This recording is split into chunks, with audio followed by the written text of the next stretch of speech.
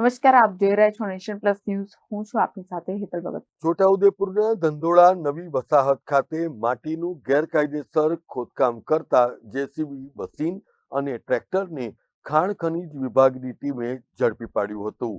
ખાણ ખનીજ વિભાગ છોટાઉદેપુરના સૂચના અનુસાર છોટાઉદેપુર નગરની નજીક આવેલ ધંધોળા ગામે નવી વસાહત ખાતે મોટા પાયે ગેરકાયદેસર રીતે માટીનું ખોદકામ કરાઈ રહ્યું હોવાની બાતમી મળી હતી.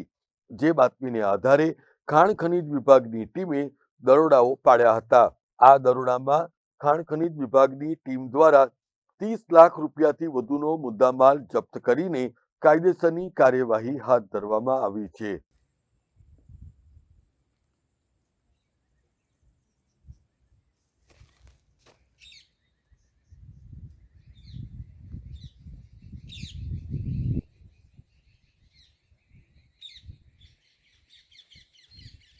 આજરોજ ધંધોળા ગામમાં ગેરકાયદેસર માટીનું ખોદકામ કરતા હતા.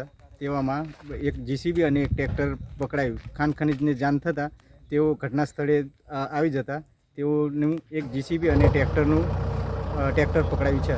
Rehan Patel, nation plus news, Chhota Udepur.